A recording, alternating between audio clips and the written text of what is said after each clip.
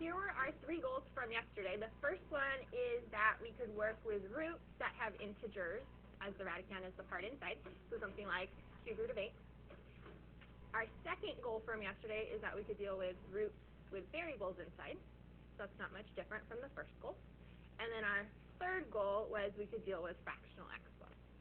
So hopefully you guys feel confident with those today. And today we're going to move on to,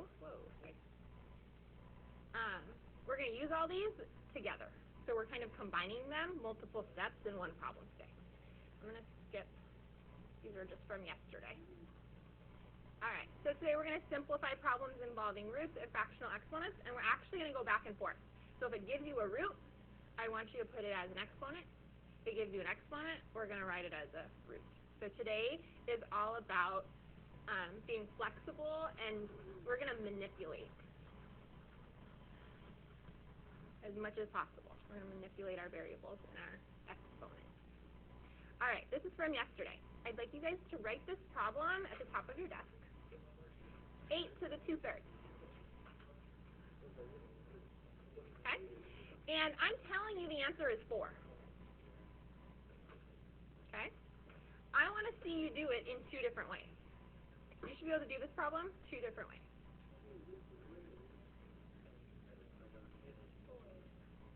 The answer is 4. I told you that already. Show it to me 2 different ways. All right, so let's talk about the 2 different ways we could write this.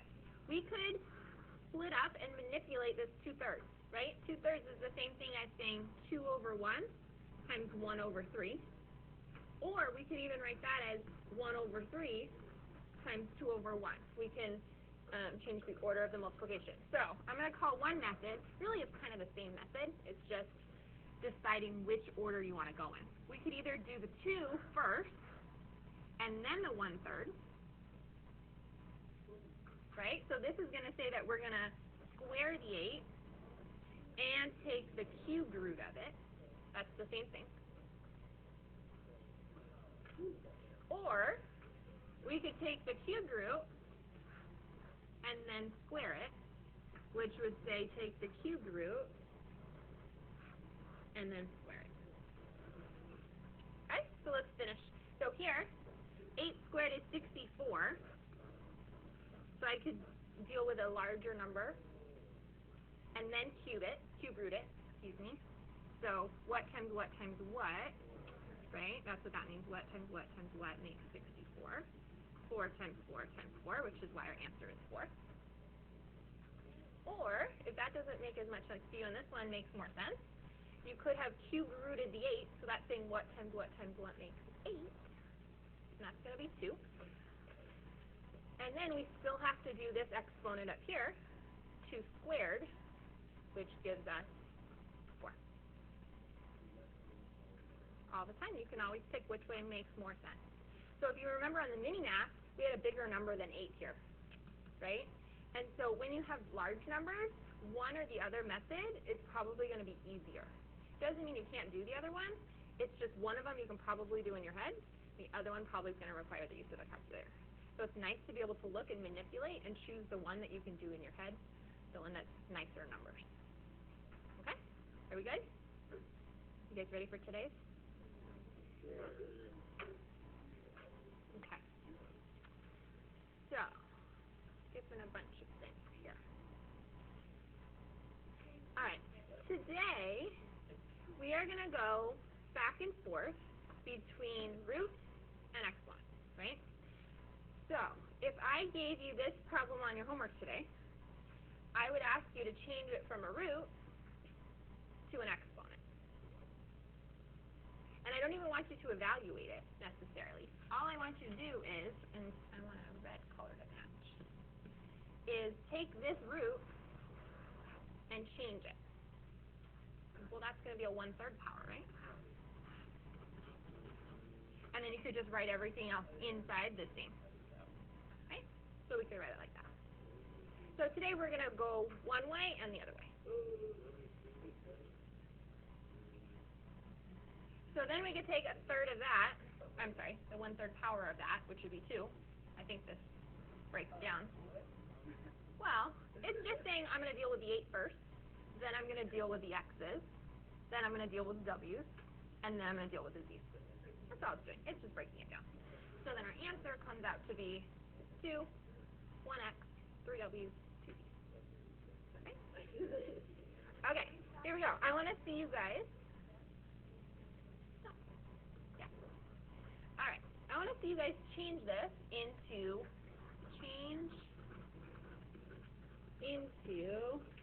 a rational exponent. And because it's pi day, I'm going to use pi. All right. I want to see you change the fifth root of pi. How would you write that as a rational exponent? Go ahead and try to do that on your desk. So all it means is write it using a fraction as your exponent.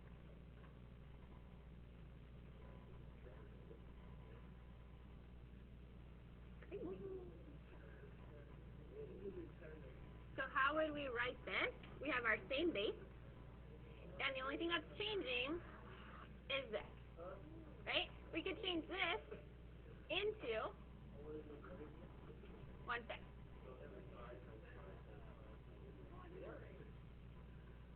Okay? That's the answer. Just going back and forth. All right. I want to see you change. Let's change. How about the cubed root of y squared? How would you change that into a fractional exponent? So you're still going to have y, but I'm looking for what would your exponent be?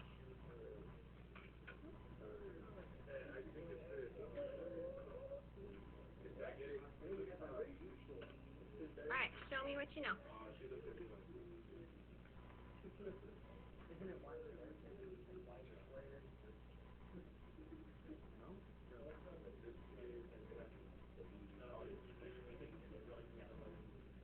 Alright, so this is saying we have y squared, and I could rewrite this as 1/3, right?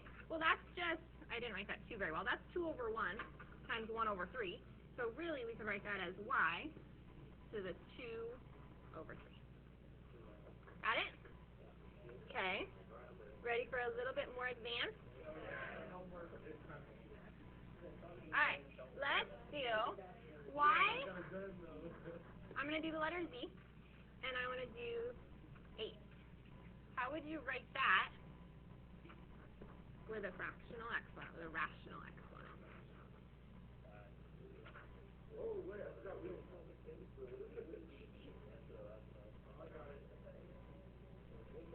Write it in simplest form. There's going to be something you can simplify.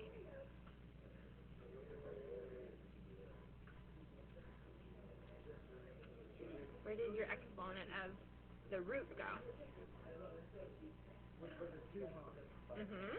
Alright. This one has an index that you can't see. Has an index of 2. If there's no number there, it's always a 2. It just depends what number's there. It could be a 7. Could be anything. Alright, so z is already to the 8th. And the board froze. I think the pen died, maybe. Alright, so 8. And then this is 1/2. The root is 1/2. So we could write this as 8 over 2, which is z to the 4th. Okay, let me show you why this is useful. So far, we're just playing, right? So, do we understand that? Do we have questions? Okay. Okay. Why in the world would I want to do that? Look at this problem. Would you like to take 6 times 6 times 6 times 6? I know, I shouldn't have picked 6. But would you want to do it 6 times? That's going to be a very large number. This is why we want to play with the index and with fractional exponents. Would you please rewrite this with an exponent? This is going to simplify our work. It's going to make it easier for us.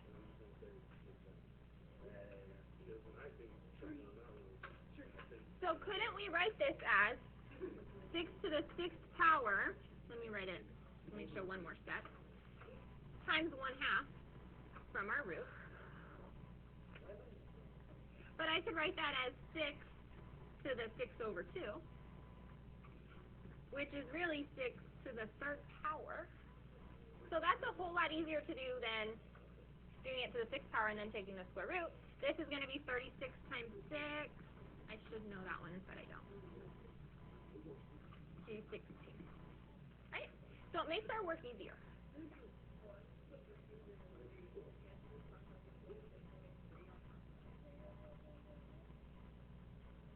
This 2, so we had a question about this 2 and this 6.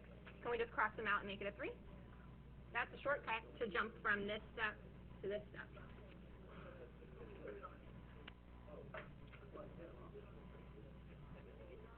Alright, here we go. No whining. Okay, what if I gave you something with a decimal exponent? Okay, what is 0.25? A quarter, right? Hey, Cameron. Cameron, head up. Backpack on the floor. Cameron, how could I write 25 cents as a fraction? How many quarters out of 4 in a dollar? Right? So, if I gave you a decimal exponent, we could change it into a fraction, and then rewrite it as a root. So, this is the same thing as a quarter. Right? And then, could we also put it back as a root? We could. We could then write this as the 4th root of x. Okay?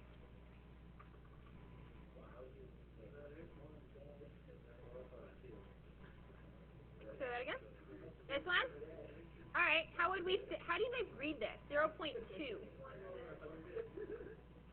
You could read it as 2/10. You could also change it into a 20, and you could make it 20/100, which would reduce to 1/5.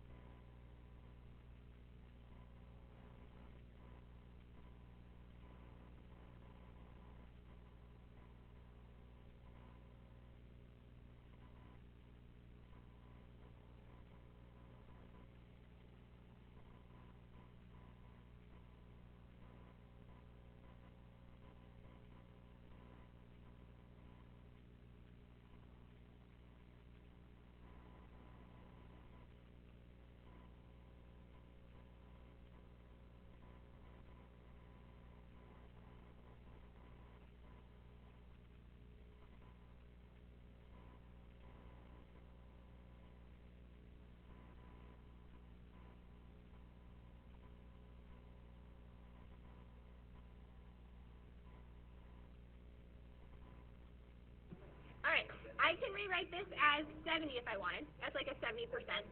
So that's W to the 70 over 100.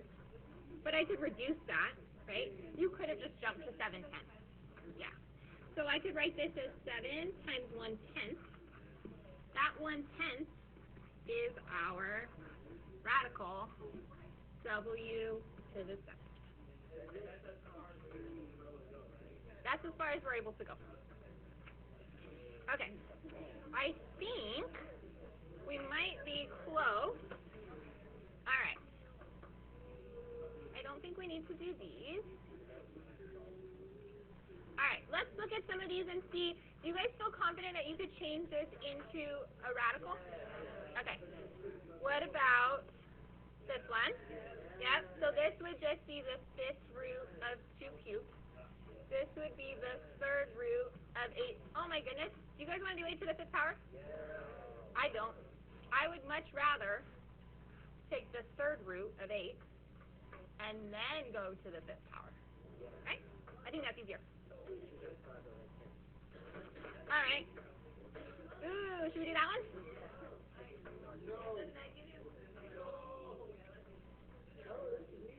All right. Write this down. Write it down on your desk. Let's do it together. You totally got this. All right. I want us to start by manipulating the 4/5. Let's manipulate the 4/5, right? So I want to rewrite this. I'm going to leave the negative. The negative's on the outside, so we're going to worry about that later. We can write this as 4 times 1/5, right? Okay. I have a question for you. Laura, are you with us? Do you guys want to take 243 and do it to the 4th power? 243 times 243 times 243 times 2. I don't want to. I would rather do the 5th root, because that'll make the number smaller, and then raise it to the 4th power. Right? We get to choose which order we do it in. So, let's do it like this. And I want us to do this part first. Okay? We're just going to do the 5th root of that fraction. So, we're simplifying. Let's do the 5th root. This is just saying the 5th root of this and the 5th root of that. That's all that's saying. Wait. Okay. What times what times what times what times what makes 32? 2. So our fraction is 2 with our negative outside. And then we're asking what times what times what times what times what makes 243. I think that 3 times 3 is 9. 9 times 3 is 27. Not 6? What times what times what times what times what makes 2? I think it might be 4. No, actually I think it's 3. 3 times 3 is 9, times 3 is 27, times 3 is 81, and 81 times 3. Yep, it's 3. So this is 3. We just went from 243 down to 3 over 2. 3 over 2. Not so bad. The negative's on the outside. If it was inside the parentheses, you would worry about it inside. It's just going to stay there for right now. Then we'd have to worry about it. If it was, let's talk about it in a little bit. Okay. All right. Now we just take it to the 4th power. So now we just do 3 over 2 times. Okay. We've got 4 of these. 3 times 3 is 9, times 3 is 27, times 3 is 81. 2 times 2 is 4, times 2 is 8, times 2 is 16. And this negative sign never went away. It's still there. So that would be our solution. That's it. Okay. So a lot of these problems, I can't really give you like steps because it's just playing. It's like, should I do it this way or that way? Right? It's just playing around with stuff. Okay. Let me see what else. If there's anything else we need to worry about.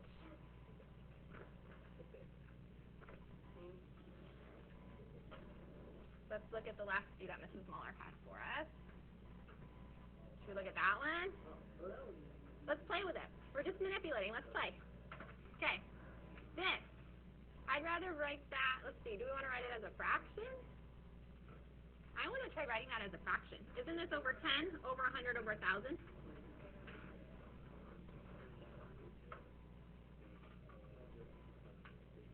And then, let's change this exponent, cube root, times 4, right? Let's take the cube root of 64. 4, cubed root of 64 is all we're doing here, and cubed root of this. So that's going to be 4 over 10. We could reduce that. We could reduce that to 2/5, but we haven't done the exponent of 4 yet. So I just got to raise it to the 4th power. 2 times 2 is 4, times 2 is 8, times 2 is 16, and 5 to the 4th, let's see, 5 times 5 is 25, and 25 times 25, I think it's 625.